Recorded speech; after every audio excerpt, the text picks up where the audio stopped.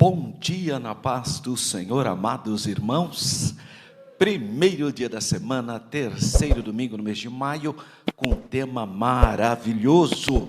Olha que tema lindo. Eu sou a ressurreição e a vida. Glória a Deus. Essa é uma lição muito importante, porque está contida uma das maiores declarações do Senhor Jesus.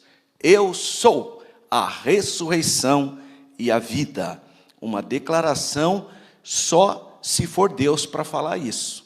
Nenhum homem, nenhum professor, nenhum líder religioso, nenhum rabino ousou fazer essa declaração. Porque essa é uma declaração da deidade.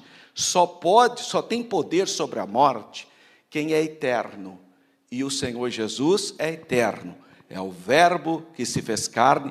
Isso está no preâmbulo do Evangelho de João. No princípio era o verbo, e o verbo estava com Deus, e o verbo era Deus. Ele é Deus. Então ele pode fazer essa declaração no capítulo 11, versículo 25, que é o nosso texto áureo. Veja só o que o Senhor Jesus diz. Eu sou a ressurreição e a vida. Quem crê em mim, ainda que esteja morto, viverá. Glória a Deus. Declaração do Senhor Jesus em João capítulo 11. Verdade prática. O Senhor Jesus Cristo é a ressurreição e a vida. E por essa razão temos a garantia de que um dia teremos um corpo glorioso como é o corpo do Senhor Jesus. Assim como o Senhor Jesus tem esse corpo glorioso hoje, nós teremos. Você pode ler aí na sua Bíblia, Filipenses, capítulo 2. Olha só o que diz a palavra do Senhor Jesus em Filipenses, capítulo 3, né? Capítulo 3. Capítulo 3, versículo de número 20. Mas a nossa cidade está nos céus, donde também esperamos o Salvador, o Senhor Jesus Cristo. Agora, olha o versículo 21. Que transformará o nosso corpo abatido para ser conforme o seu corpo glorioso, segundo o seu eficaz poder de sujeitar também a si todas as coisas. Então, olha só o que diz a nossa verdade prática. Ela está em simetria com Filipenses, capítulo 3, especificamente o versículo de número 21. O Senhor Jesus Cristo é a ressurreição da vida, e por essa razão temos a garantia de que um dia teremos um corpo glorioso como o dele. É isso mesmo. Transformará o nosso corpo abatido para ser conforme o seu corpo glorioso. Graças a Deus por tudo. Nós vamos, nesse momento, fazer a leitura bíblica em classe, que está no Evangelho de João, porque nós estamos estudando o Evangelho de João nesse trimestre. Capítulo 11, versículos 14, 15 e 17. Depois, versículos 17 a 21. E vamos encerrar com 23 a 27. Eu quero convidar os irmãos para que reverentemente se coloquem de pé para a leitura da Bíblia Sagrada. Você pode abrir a sua Bíblia, pode seguir aí pela lição, ou então pelo telão principal, tá bom? Então vamos começar essa importantíssima leitura do capítulo 11 do Evangelho de João. Vamos lá. Então, Jesus disse-lhes claramente: Lázaro está morto, e folgo por amor de vós, de que eu lá não estivesse, para que acrediteis, mas vamos ter com ele. Chegando, pois, Jesus achou que já havia 4 dias que estava na sepultura. Ora, Betânia distava de Jerusalém quase 15 estádios, e muitos dos judeus tinham ido consolar a Marta e a Maria acerca de seu irmão. Ouvindo, pois, Marta que Jesus vinha, saiu-lhe ao encontro. Maria, porém, ficou assentada em casa. Disse, pois, Marta a Jesus: Senhor, se tu estivesses aqui, meu irmão não teria morrido. Disse-lhe Jesus: teu irmão há de ressuscitar. Disse-lhe Marta: eu sei que há de ressuscitar na ressurreição do último dia. Disse-lhe Jesus: eu sou a ressurreição e a vida. Quem crê em mim, ainda que esteja morto, viverá. E todo aquele que vive e crê em mim, nunca morrerá. Crês tu isso? Disse-lhe ela: sim, Senhor. Creio que tu és o Cristo, o Filho de Deus, que havia de vir ao mundo. Amém. Graças a Deus. Vamos orar, irmãos. Aproveitar essa oração, quero apresentar aqui um pedido de uma mãe chamada Paula, que está com o filho Christopher, aqui no Mário Gatti, mas até o presente momento, acho que vai fazer uma semana, não consegue ter um diagnóstico. Então vamos orar para o Senhor pôr as mãos poderosas e para poder fazer o tratamento, desse jovem. Oremos. Pai Santo, Deus eterno, na autoridade do nome do Senhor Jesus, o Filho do Deus único, o Cristo, Pai de todas as graças, Deus de todas as misericórdias, queremos te apresentar a irmã Paula, o seu filho Christopher. Senhor, põe as tuas mãos, entra com o diagnóstico, tenha misericórdia dessa situação, Senhor. Precisamos de uma intervenção da tua parte. Também, meu Deus, pedimos consolo para a família da irmã Neide, nesse momento, Senhor, de dor, de luto, que o teu Espírito Santo possa confortar essa família. Senhor, também pedimos, todos que nos acompanham nesse momento, na leitura, no acolhimento do estudo bíblico dessa manhã, que possamos crescer na graça e no conhecimento. Assim nós te damos graças, pedimos a direção, a orientação do teu Espírito Santo, em nome do Senhor Jesus. Amém. Graças a Deus. Por gentileza, podeis sentar, meus irmãos. Vamos pensar um pouquinho sobre o texto áureo. João, capítulo 11, versículo 25, disse-lhe Jesus: eu sou a ressurreição e a vida, quem crê em mim, ainda que esteja morto, viverá. O Senhor Jesus declarou por 7 vezes algo que nenhum rabino, nenhum professor, nenhum líder religioso faria, é dizer, eu sou, que isso remete ao grande eu sou lá de Êxodo, quando Moisés perguntou qual era o nome de Deus. Moisés falou, eu preciso saber o seu nome, para chegar lá no Egito, o povo saber que eu venho em nome de quem?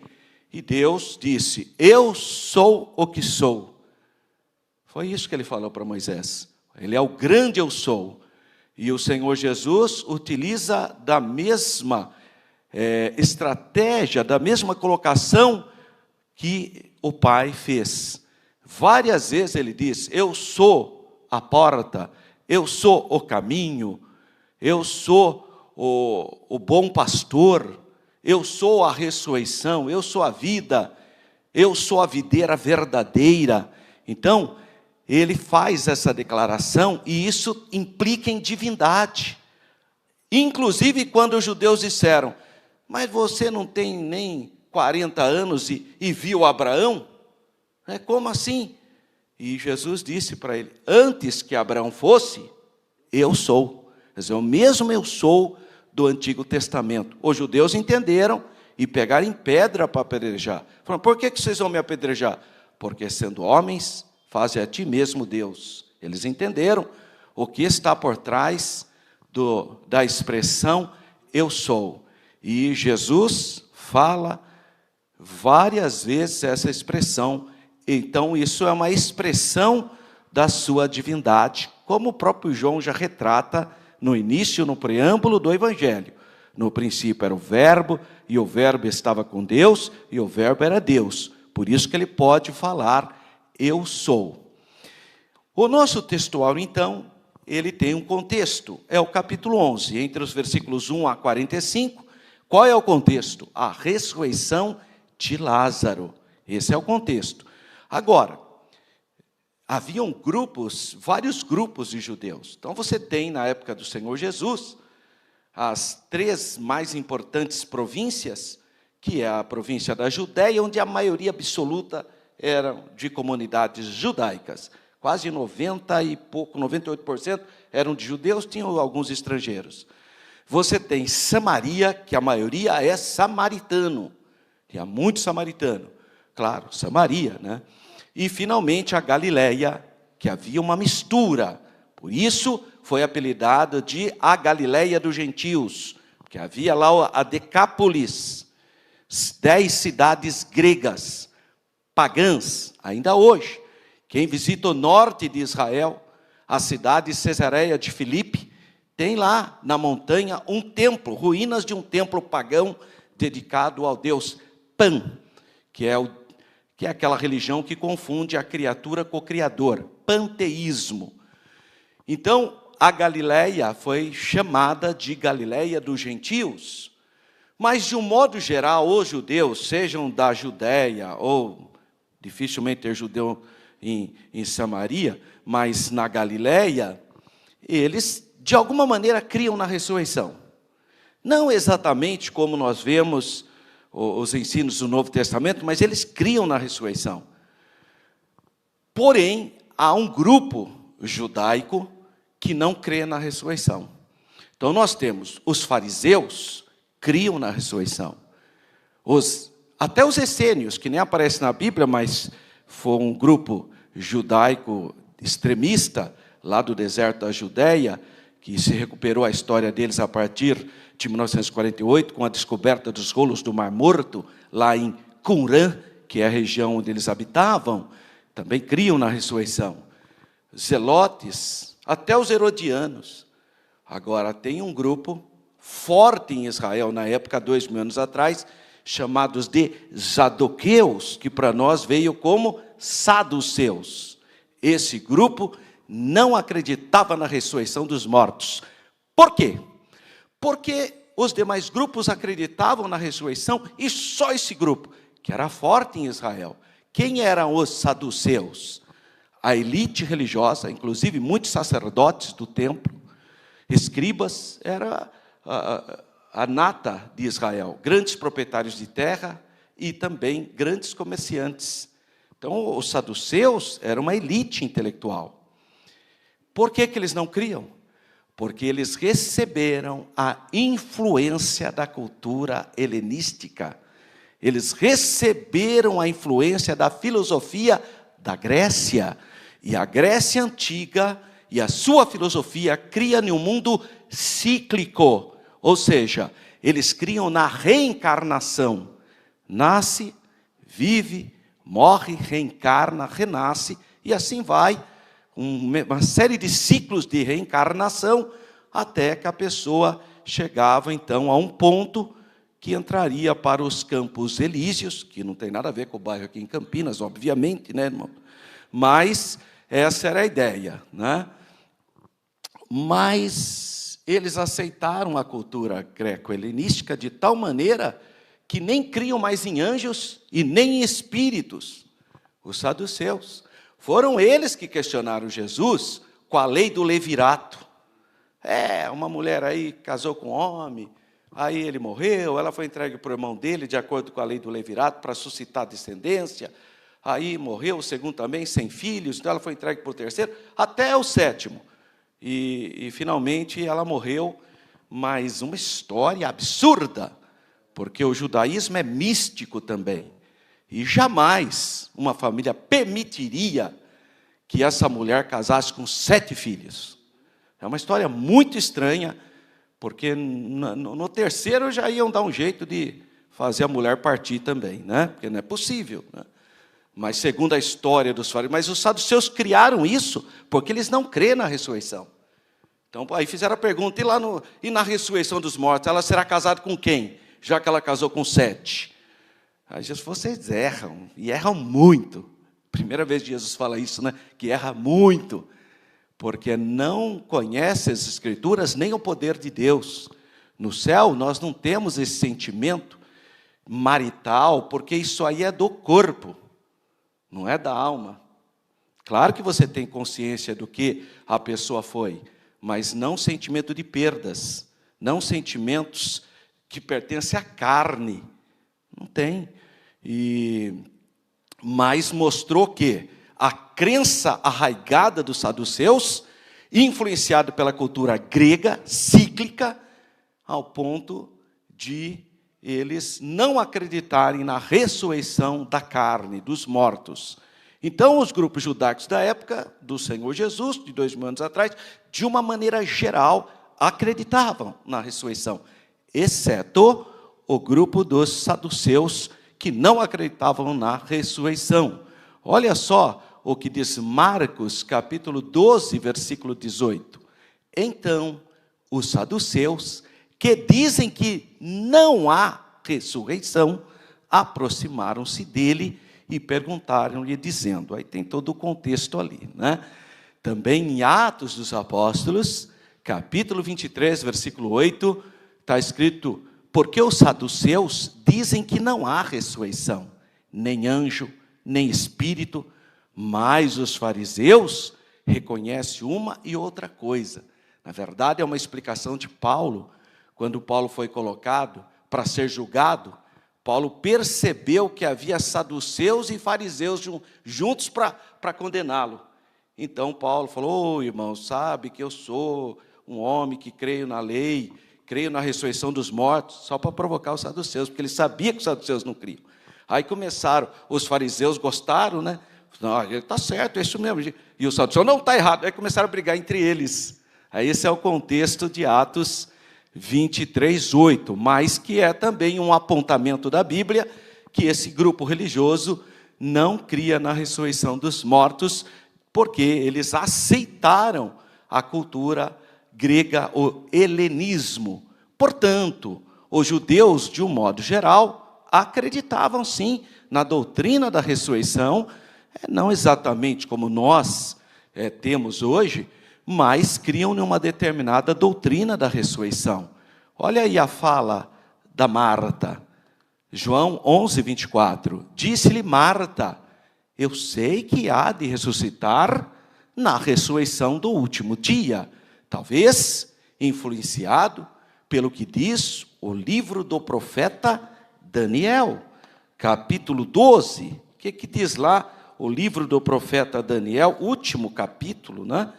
E é uma declaração do Antigo Testamento muito explícita da crença da ressurreição dos mortos. Capítulo 12 do profeta Daniel, versículo 2, e muitos dos que dormem no pó da terra ressuscitarão, uns para a vida eterna e outros para a vergonha e desprezo eterno.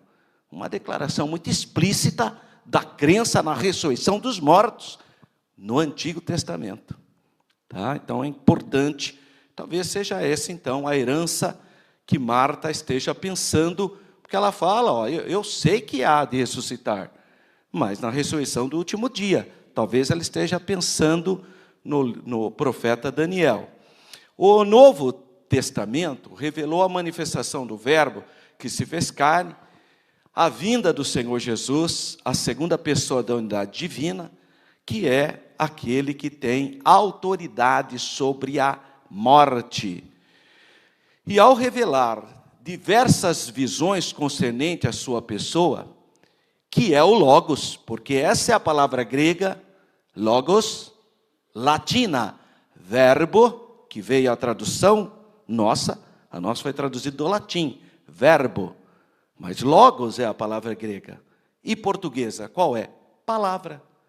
Logos grego, verbo latim, e palavra, português. Nós acolhemos a expressão latina. Se é o Logos, ele está falando de alguém eterno, a expressão de Deus, a expressa imagem do Pai, não somente para os homens, mas igualmente diante de toda a criação.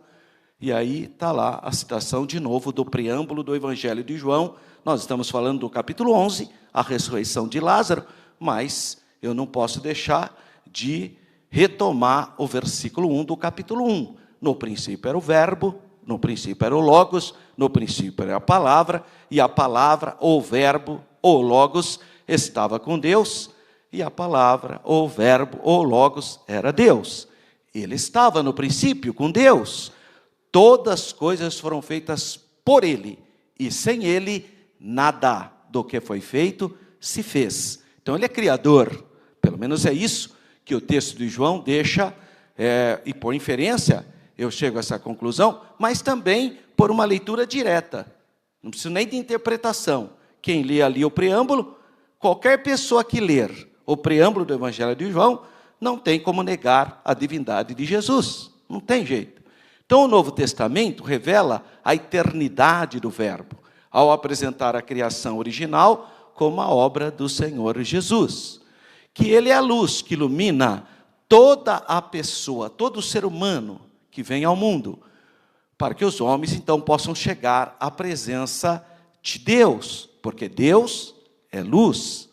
Por ser eterno, Ele pode nos dar a vida eterna, porque somente alguém eterno pode dar a vida eterna. Você não pode dar o que você não tem, meu irmão. Então, Jesus é eterno, então Ele pode dizer, eu sou a ressurreição e a vida. Ele pode dizer, eu vos dou a vida eterna. Evidentemente, a ideia central do Evangelho de João, no capítulo 11, que nós estamos estudando, é que Cristo é a ressurreição dos mortos e a vida para os vivos. O milagre que se segue, que é o último grande milagre de Jesus no Evangelho de João, é o último grande milagre. É uma evidência prática de que o Senhor Jesus, em sua própria pessoa, é a nossa garantia, é o nosso penhor de que nós também iremos ressuscitar no último dia. Cristo foi vitorioso sobre a morte, sobre o sepulcro, ou o Hades, ou o inferno, por ser Ele o príncipe da vida. E príncipe da vida no sentido mais absoluto, né? A autoridade que tem o Filho de Deus. Portanto, o Senhor Jesus é eterno. E repito, só o eterno pode dar eternidade, pode dar a vida eterna. Existem grupos espúrios que têm algumas dificuldades quando a gente fala de imortalidade da alma ou eternidade da alma. Tem grupos que têm dificuldade, e às vezes, eu já vi pessoas até citando um versículo que eu lembrei aqui nesse momento, que está na primeira carta de Paulo a Timóteo, capítulo 6, e o versículo de número 16, que diz assim, aquele que tem ele só a imortalidade. Não, o único imortal é Deus, por que você está falando que isso é imortal? Quer dizer, a pessoa não entendeu que a palavra imortalidade aqui está no sentido absoluto e pleno. Por que que Deus é imortal? Posso falar que é o único que tem a imortalidade? Porque Ele não teve começo nem fim. Eu recebi a minha imortalidade, ou a minha vida eterna, é procedente. Não está em mim, eu recebi. Eu recebi de quem? De Deus, que é eterno. Agora, Deus é o verdadeiro eterno. Deus é o verdadeiro imortal. Em que aspecto? Porque não tem começo nem fim. E eu tive começo. Então, a minha imortalidade é derivada, não é igual à imortalidade no sentido de Deus, que é uma imortalidade plena, absoluta.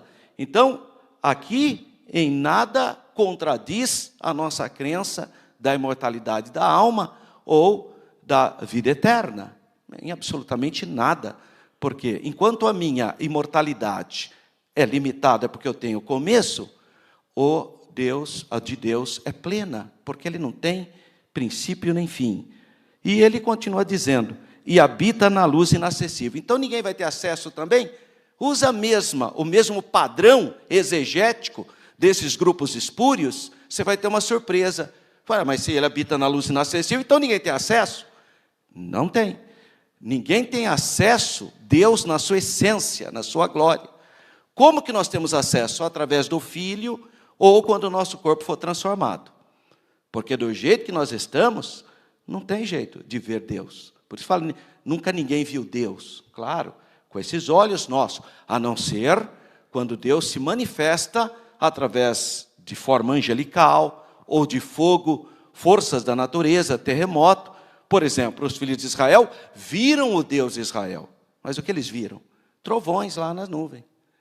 Moisés precisou ser coberto, porque ele viu um flash da glória de Deus de costas. Então ficou brilhando o rosto dele, precisou colocar uma cobertura sobre Moisés. Então, ninguém tem condições de ver a Deus na sua essência, na sua glória, porque ele habita na luz inacessível, não tem acesso. Mas, quando nós estivermos transformados, claro que nós teremos acesso, porque não vai precisar de sol, porque o próprio Deus será o nosso sol. É isso que diz lá Apocalipse 22. Então, nós temos que entender que só o eterno pode dar a vida eterna. E esse texto fala as duas expressões de essência. Por isso que ele fala, aquele que tem ele só a imortalidade. Que imortalidade ele está se referindo? A imortalidade plena. Tanto é que depois ele fala, e habita na luz inacessível. Então, porque ele está falando de algo pleno. Diferentemente, então, do nosso caso, que é derivado, né? Porque nós tivemos começo. Então, as pessoas que têm Jesus como seu Salvador, né, que recebem o Senhor Jesus, têm também a vida eterna dada pelo Senhor Jesus, porque Ele deu a vida eterna para nós. Olha o que ele diz em João, capítulo 6. Ele diz assim, quem come do meu corpo e bebe do meu sangue, tem a vida eterna. Não vai terá, não. É tem. E eu o ressuscitarei no último dia. Porque Ele é Deus, Ele tem poder para nos dar a vida eterna. Então, nós passamos da morte para a vida. E o que pode ser expresso pela afirmação de que aqueles que morrem não perdem nem menos a consciência. Outro problema, tem muitos grupos espúrios, não baseados na Bíblia, que inventaram a tese de que quando você morre, você perde a consciência. É como se você estivesse dormindo, o sono da alma. Não existe sono de alma. Existe sono do corpo. O corpo dorme. Então, quando Jesus falou, Lázaro está dormindo, ele se referiu ao corpo de Lázaro, porque ele ia ressuscitar o corpo de Lázaro. Não pensa que Jesus se referiu à alma, em hipótese alguma. Muitas vezes a gente vê na Bíblia sobre o quê? A consciência da alma. Porque se a sua alma não fosse consciente, nós teríamos um problema teológico sem precedentes. Primeiro, você teria sido salvo de quê? Sua alma não tem consciência. Você não teria nem noção da grande salvação. Você nem poderia receber galardão, como está escrito em 2 Coríntios, capítulo 5, versículo 10, que todos nós compareceremos diante do tribunal de Cristo para receber galardão do que nós fizemos através do corpo, ou bem ou mal. Mas se você não tem consciência, então nem galardão você tem. Então a inconsciência da alma é uma doutrina espúria, antibíblica. Você tem que estar consciente. Por quê? Nós temos provas bíblicas e extrabíblicas. E eu lembrei aqui de uma prova extrabíblica da consciência da alma. Os mártires. Por que você acha que as pessoas enfrentavam o martírio? Não tinham medo de morrer? Lá no Coliseu, por exemplo, os primeiros cristãos. O que Estevão, quando está morrendo, ele está vendo Jesus. Ele está vendo os céus abertos. Consciência da alma. Os cristãos, famílias todas abraçavam e diziam até breve, eles vão destruir o meu corpo, mas a minha alma estará na presença do Senhor Jesus, conscientemente, claro. Então vamos para as questões então bíblicas. Porque eu dei um exemplo bíblico, que é a crença dos mártires. Todos os mártires que enfrentaram o martírio sabiam que o corpo estava sendo destruído, mas não a alma, em hipótese alguma. Então a alma tem que estar consciente, porque se ela estiver inconsciente, como pregam grupos espúrios, não ortodoxos, grupos que não seguem a Bíblia, aí eles têm um problema. Porque aí, então, o que valeu? Você foi salvo do quê? Imagina, se Abraão, Isaac e Jacó estão inconscientes, então por que Deus fala que Deus é de Abraão? Está falando de um morto, então. Porque se ele está inconsciente, ele está morto. Mas Deus não é Deus de mortos. Deus é Deus de vivos. Porque Abraão, Isaac e Jacó estão vivos e conscientes diante de Deus. Senão nós vamos ter um problema. Aliás, se fosse assim, eu nem queria ser ressuscitado. Para quê? Fica morto aí. Ó. Agora Adão já está 4.000 anos, quase 5.000 anos, o homem está morto. Vai ressuscitar para quê? Se ele está inconsciente? Vai ter até um choque cultural, né? A hora que ressuscitar, está tudo diferente. Pelo amor de Deus, irmão. A doutrina da inconsciência da alma é uma fraude. É um absurdo. Vai contra o conceito de salvação. Porque você foi salvo do quê se você morreu e ficou inconsciente? Se você morreu e acabou, você foi salvo do quê? Para quê? Então não tem o menor sentido a doutrina espúria, antibíblica da inconsciência da alma. E nós temos um exemplo muito claro em Lucas capítulo 16, versículo 19 a 31, que fala de uma história que o Senhor Jesus conhecia, de Lázaro e do rico. Como era na época de Jesus. Até há 2.000 anos atrás, antes de Jesus morrer na cruz, quando uma pessoa morria, ela descia para as partes inferiores, que no grego ficou chamado de Hades, o reino dos mortos. E aí havia uma separação. A parte boa do Hades era chamado de seio de Abraão, trono de glória e jardim do Éden. E a parte ruim é inferno, sofrimento, etc. Na história de Lucas 16, e por que eu estou forçando com a palavra história?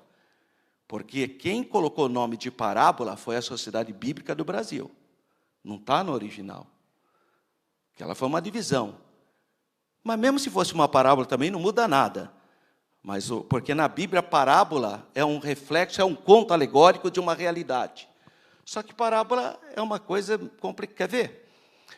Um certo homem saiu a semear num campo. Pastor Mauro, como que é o nome desse homem? Não sabe. Qual semente ele estava semeando? Não sabe. Que campo que era? Você não sabe nada. Porque parábola é assim. Mas o que eu e o Mauro sabemos é que todo dia, inclusive nesse momento, deve algum homem estar semeando num campo alguma semente. Porque é uma história de algo real. Mas por não ter nome, não sabe quem é o homem, não sabe que semente que é, não sabe que lugar que é, chamou de conto alegórico. A história que nós lemos em Lucas 16 tem nome próprio, Lázaro. É o nome de uma pessoa. Fala de Abraão, que é um patriarca. Fala de Moisés, 3 nomes próprios, reais. Então não dá para você achar que é apenas um conto alegórico. Seria conto alegórico se não tivesse nome de personagens bíblicos reais. Outra história na Bíblia, que a história não é apenas um conto alegórico, é a do bom samaritano. Porque cita ali Jerusalém, que é uma cidade real, e cita a cidade de Jericó, que é uma cidade real. Então não pode ser apenas um conto alegórico. Teria que falar de uma cidade para outra sem citar nome. Embora, eu repito, na Bíblia, todo conto alegórico expressa uma verdade. Não adianta você pegar, o homem saiu a semear, né? E aí começar a achar que não é bem aquilo. Claro que é aquilo. É aquilo, a lição que Jesus quer dar tem a ver com aquilo, exatamente o que ele está falando. Então, existem outras passagens bíblicas que expressam essa questão da consciência e da individualidade que a gente mantém? Claro, lógico que tem. Eu só quero fechar a ideia de Lucas 16. Quando mudou isso? Quando Jesus morreu na cruz. Porque quando Jesus morreu na cruz do Calvário, ele desceu as partes baixas, pegou o cativo, o cativeiro, pegou a parte boa do Hades, que é o seio de Abraão, o trono da glória, ou o jardim do Éden, e tirou das partes inferiores. Ficou lá a parte inferior só quem sofre. A parte boa ele subiu e levou. Por isso, aquele ex-ladrão, quando morreu, já não desceu mais. Ele foi para o paraíso, para o céu. Está vendo? Porque ele morreu depois de Jesus. Jesus morreu primeiro. Depois ele morreu. Então, hoje, quando uma pessoa... O que é morte? Morte significa separação. É a palavra grega thanatos. Thanatos significa separar. Separar o quê? A parte material da parte imaterial. Quando a pessoa morreu? Quando o corpo saiu do corpo, o espírito e a alma. Ocorreu a morte, a separação. O corpo fica inconsciente e entra num estado de putrefação. O corpo. Agora a alma e o espírito consciente. Consciente, sabe? Ou vai para o paraíso no céu, ou vai para as regiões inferiores, sofrendo conscientemente. Quem estiver no inferno sabe por que está lá. Pensa, eu não sabia de nada. Ai, que simplicidade. Foi para o inferno sem saber de nada. Não existe isso. Todos que estão na condenação, sofrendo, ou no paraíso, estão conscientes porque estavam lá. Porque foram decisões que tomaram através do corpo. Glória a Deus que você aceitou a grande salvação, você aceitou Jesus Cristo como seu salvador pessoal, porque o sangue de Jesus te purifica de todo pecado, lava a sua alma e você tem acesso a Deus. Que bênção, irmão. Vamos ler outras passagens bíblicas, Filipenses capítulo 23. Grifa aí na sua Bíblia, irmão. Espero que você tenha trazido a Bíblia, né, irmão? O irmão tem uma fraquezinha, nem Bíblia mais traz, né? Mas não é o nosso caso aqui não, né, irmão? Você que está aí na sua casa, pega aí um marcador de texto, grifa aí, Filipenses 1:23. O que diz? Olha, Paulo, mas de ambos os lados estou em aperto, tendo desejo de partir e estar com Cristo, porque isto é ainda muito melhor. Mas se ele não tivesse consciência, como que ele ia saber que era muito melhor? Só que é para quem tem consciência, irmão. Só para quem morre consciente, para saber que o céu é muito melhor. Marcos 22:23-27, é aquela história que eu falei, e acerca dos mortos que houverem de ressuscitar, não tendes lido no livro de Moisés, como Deus lhe falou na sarça, dizendo, eu sou o Deus de Abraão, e o Deus de Isaque, o Deus de Jacó. Ele não é o Deus de mortos, mas Deus de vivos. Por isso vós errais muito. Todos os patriarcas, todos os santos apóstolos, toda a igreja gloriosa está consciente e viva diante do nosso Deus. Essa é a Bíblia que diz, irmãos, olha aí. Também não perde a individualidade, porque tem gente que fala, irmão, tem religiões que dizem aí que a pessoa vai ressuscitar, mas é outra pessoa. É clone, é outra coisa. A pessoa fica armazenada na memória de Deus, é um chip, né? Aí faz outra coisa. Para, irmão, você não vai ser clone, não. É o seu corpo que será transformado. É você mesmo. Então, nós não cremos, porque para mim isso não é nem ressurreição, né? Isso é clone. Ressurreição é se for o seu corpo mesmo. Virou pó, não interessa. Foi queimado, não interessa. Deus vai trazer de volta e vai ressuscitar com um corpo glorioso, mas é você mesmo. Não é uma outra pessoa, não é nada disso. É você mesmo que será transformado. E claro que você vai conservar, então você conserva a sua identidade pessoal, não vai ter sentimento de perdas. Puxa vida, eu tive um filho que não foi salvo. Você não vai ter sentimento de perdas. Esse irmão foi uma pessoa que me tratou mal. Você não vai ter sentimento, você está com o corpo glorioso.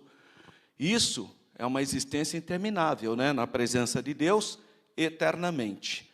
Nós, então, que exercemos fé no sacrifício expiatório do Senhor Jesus, somos para nós, Jesus, a ressurreição e a vida.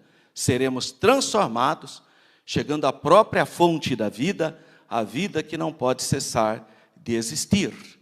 1 Tessalonicenses, capítulo 4, versículos 14 a 18. Porque se cremos que Jesus morreu e ressuscitou, assim também aos que em Jesus dormem.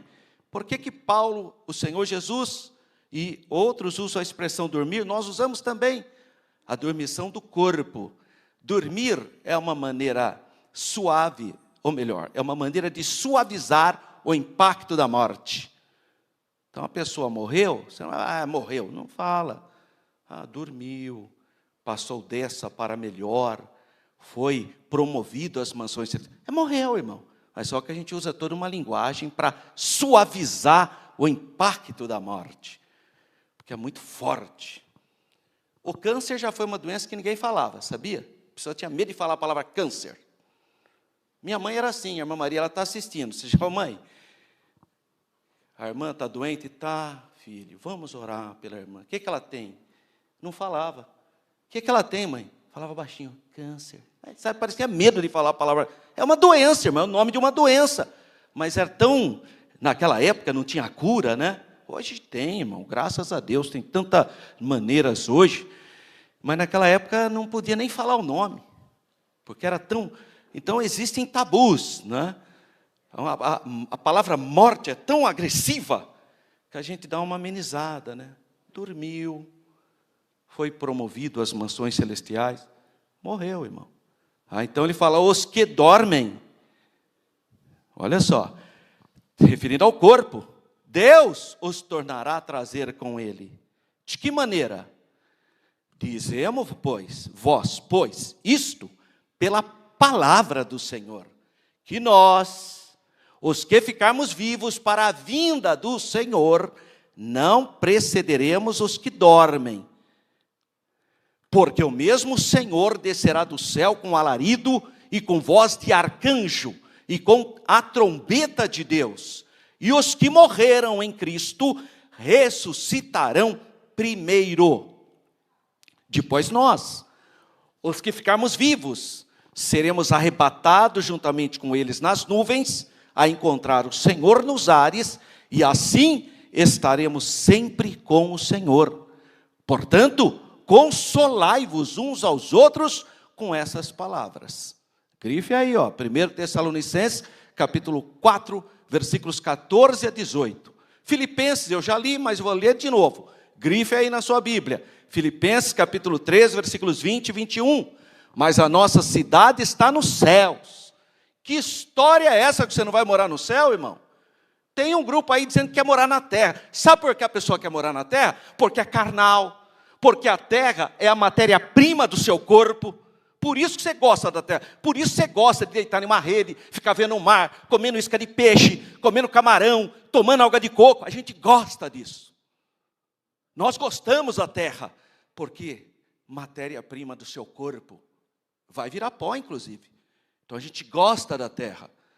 Mas a nossa cidade, da nossa alma, aquela que o sangue de Jesus purificou de todo pecado, está no céu. É no céu, irmão. A nossa cidade está nos céus. De onde também esperamos quem? O Salvador. Aonde que o Salvador está? Aonde que o Senhor Jesus está? À destra da majestade nas alturas? No céu. O Senhor Jesus Cristo. E o que ele vai fazer? Transformará o nosso corpo abatido. Sabe? Pessoas hoje que estão com enfermidades seríssimas. Glória a Deus, o seu corpo abatido será transformado, conforme o corpo glorioso, segundo o seu eficaz poder, de sujeitar também a si todas as coisas. Vamos fechar aqui com na primeira carta de Paulo aos Coríntios, capítulo 15, versículos 51 e 58. Grife aí na sua Bíblia, irmão. Eis aqui vos digo um mistério. Mistério no sentido de eu entender. E aí, ao entender, eu percebo a grandiosidade dessa doutrina. Não é que nem muita gente fala, mas isso é mistério, porque não entendeu nada. Grande mistério, porque não entendeu. É mistério porque eu entendi. Pensa, o poder de Deus de transformar o nosso corpo. É um mistério, é uma glória. Eis aqui vos digo um mistério. Na verdade, nem todos dormiremos. Nem todos, então, vão morrer. Mas todos seremos transformados. Nem todos vão morrer. Mas independentemente se morrer ou ser arrebatado, vai precisar ser transformado. Eu brinco com as irmãs que fazem plástica, né? Fica bonitas. Está tudo certo, irmã. Não tenho nenhum problema contra isso, não. Mas você quer a transformação verdadeira? É só na volta de Jesus. Você coloca botox, daqui a pouco aparece outra. E daqui a pouco aparece outra. Tem gente que fica até diferente, né? Mas tudo bem. Coisa linda, né? Não adianta. Tem que ser transformado. Glória a Deus. Nós seremos transformados. De que maneira? Como vai acontecer isso? Num momento. Num abrir e fechar de olhos. Pisca aí, minha irmã. Pisca aí, meu irmão. Num momento. Num abrir e fechar de olhos. Ante a última trombeta. Porque a trombeta soará. E os mortos ressuscitarão incorruptíveis. E nós seremos transformados. Porque convém que isso que é corruptível se revista de incorruptibilidade. E que isto que é mortal se revista de, olha ali a palavrinha, imortalidade. Então, cumprir-se-á a palavra que está escrita: tragada foi a morte na vitória. Onde está, ó morte, o teu aguilhão? Onde está, ó inferno, a sua vitória? Ora, o aguilhão da morte é o pecado, e a força do pecado é a lei. Mas graças a Deus, que nos dá a vitória por nosso Senhor e Salvador Jesus Cristo. Portanto, meus amados irmãos, sede firmes e constantes, sempre abundantes na obra do Senhor, sabendo que o vosso trabalho não é vão no Senhor. Amém, meus irmãos? Que essa palavra possa encher o nosso coração de fé e de esperança. A lição, então, vai falar do encontro de Marta com o Senhor Jesus na cidade de Betânia. E então vamos fazer essa rápida reflexão do grande último milagre antes da crucificação de Jesus, que é a ressurreição de Lázaro. Palavra-chave, vida, é a palavra-chave de hoje. Propósito de Jesus, recebimento da notícia sobre Lázaro. Então, nos evangelhos, Jesus realizou diversos milagres, ressuscitou outras pessoas. Jesus ressuscitou o filho da viúva de Naim. Jesus ressuscitou a filha de Jairo. O milagre da ressurreição de Lázaro é o que nós estamos abordando aqui em João capítulo 11. Bom, mas eu preciso saber quem é o Lázaro, né, irmão? Porque tem irmão que fala, irmão, esse Lázaro é aquele Lázaro lá da história do rico do Lázaro. Não é. Não é a mesma coisa, irmão. Tá? Então eu preciso identificar que Lázaro é esse. Tá? O nome Lázaro é originário do hebraico. O Lázaro é a palavra grega. Tá? O hebraico é Eleazar. Eleazar é o equivalente a Lázaro. Eleazar no hebraico. Eu falo para meu pai chama Lázaro. Eu falo, ô irmão Eleazar, a paz do Senhor. Engraçado que o pai da Renata era Eleazar e o meu pai é Lázaro. Só que meu pai estava na versão grega e o meu sogro estava na versão hebraica, né? Significa ajudado por Deus. Era um homem da cidade de Betânia. Olha o mapa aí, todo mundo está olhando o mapa? Betânia, lá no final da parte verde, né? Aqui está na sua direita, né? Lá, Betânia. Aí você vai subindo, porque esse é o Monte das Oliveiras. Então quem está em Betânia não dá para ver Jerusalém. Ah, mas não são só 15 estádios, que é equivalente a 3 quilômetros? São, só que é uma montanha. Então você sai da Betânia está no sopé do Monte das Oliveiras. Esse é o Monte das Oliveiras, que fica entre Betânia, passa lá por Beit-Fagé, desce, esse azulzinho aí é o Vale do Cedron, e sobe para Jerusalém. Então, a montanha. Então não dá para ver, quem está em Betânia não dá para ver Jerusalém, não. Ele era irmão de Marta e Maria e era amigo de Jesus. Os 3 irmãos, Lázaro, Marta e Maria, hospedavam Jesus em sua casa e Jesus jantava lá, e muitas vezes Jesus passou pela casa nessa aldeia de Betânia. Agora, esse Lázaro não tem relação com o Lázaro leproso, lá, o protagonista da história do rico e de Lázaro, tá? Não é o mesmo personagem. A Bíblia diz que Lázaro estava doente. Ué, só você ver aí no capítulo 11, versículos 1 e 3. Só que a Bíblia não fala que doença que era. Então, não adianta depois da aula, irmão Alberto, o senhor sabe. Eu não sei, irmão. Eu não sei que doença que é que Lázaro tinha. Não adianta. Irmão, pensando que eu estou escondendo. Não estou escondendo nada, não tem. A Bíblia não fala, na patrística não fala, ninguém fala. Então, não sei. Eu sei que ele estava doente. É igual a doença do profeta Eliseu, né, que morreu também de uma enfermidade. Agora, que enfermidade que era? Não sei. No capítulo 12 de João, declara: foi, pois, Jesus 6 dias antes da Páscoa. Olha, capítulo 12, já ocorreu a ressurreição de Lázaro, hein? Lázaro já ressuscitou.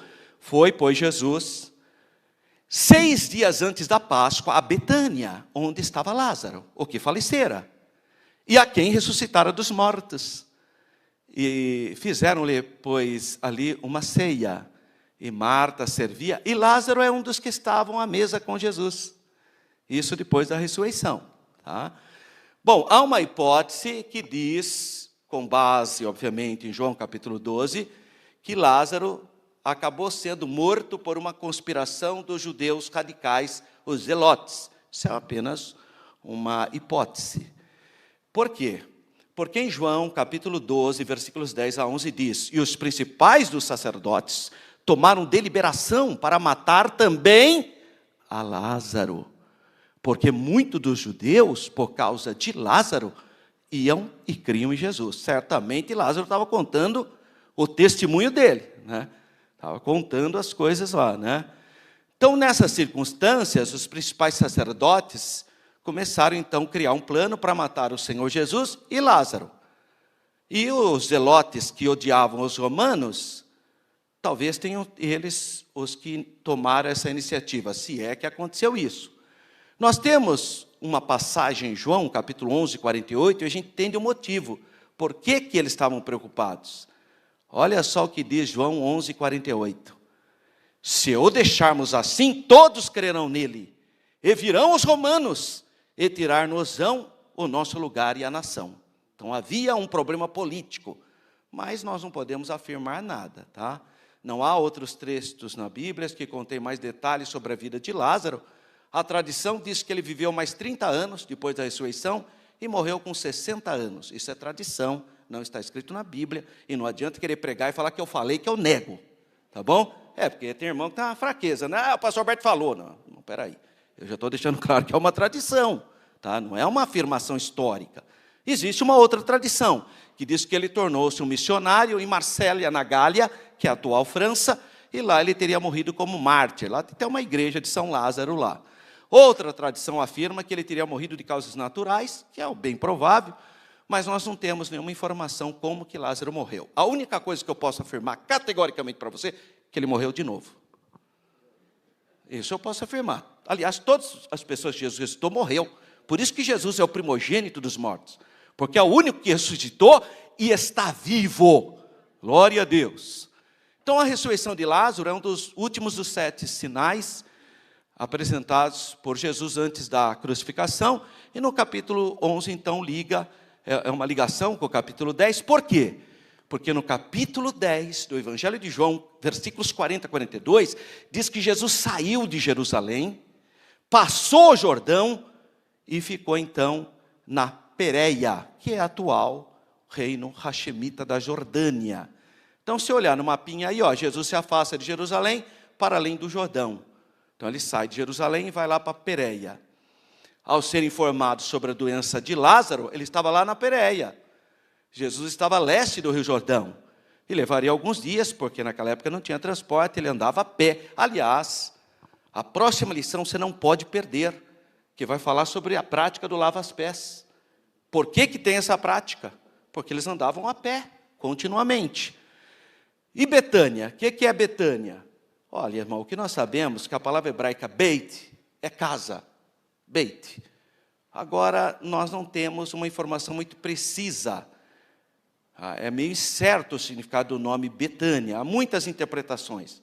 Alguns acham que é Beit Niá, que seria a casa de Ananias. Ananiá. Beit Ananiá, casa de Ananias. Uma possibilidade.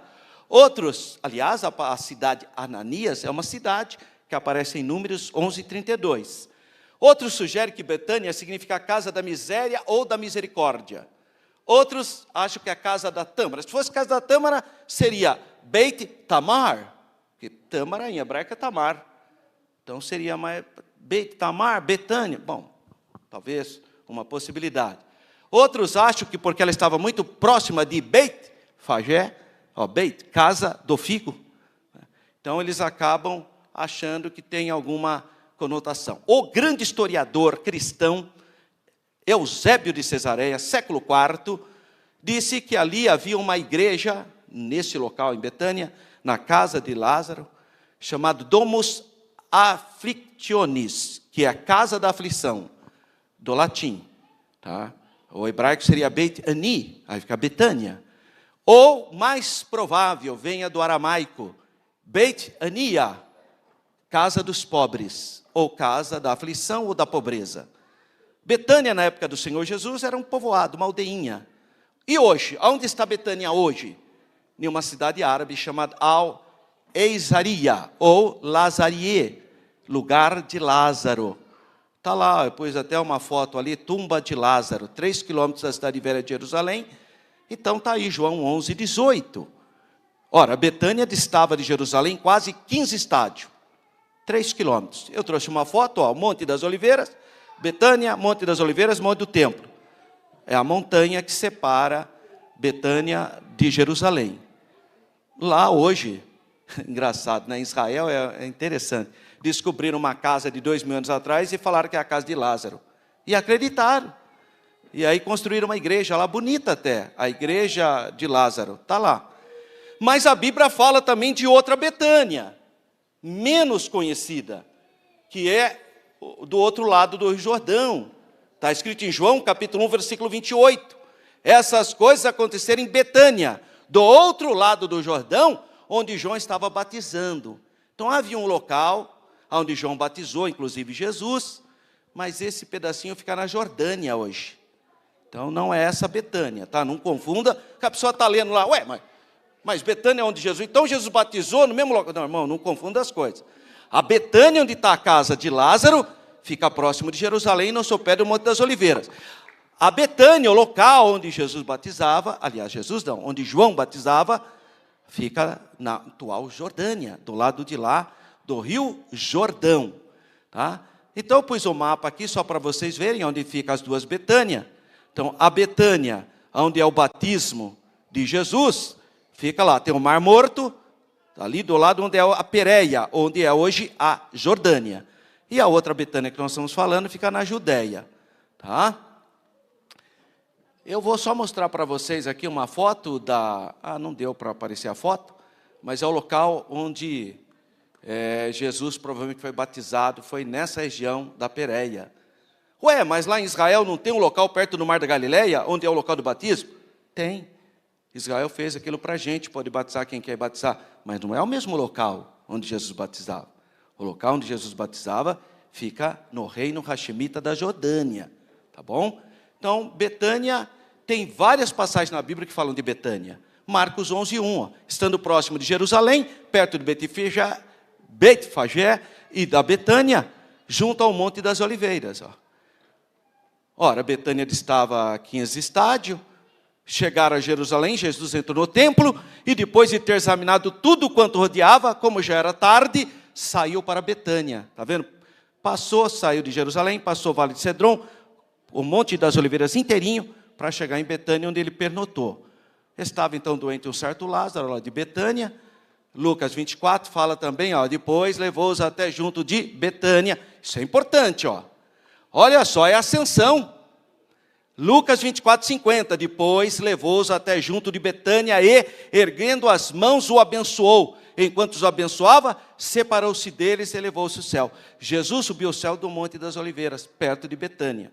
Tá? Jesus vai voltar também, para implantar o reino milenar, Monte das Oliveiras.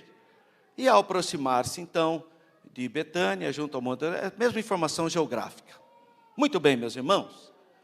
Como eu dei muita ênfase para o texto áureo que eu achei mais relevante, então eu vou dar uma panorâmica geral aqui, porque eu já vi que as crianças chegaram e a gente precisa encerrar, Marta ficou desapontada, eu ficaria também.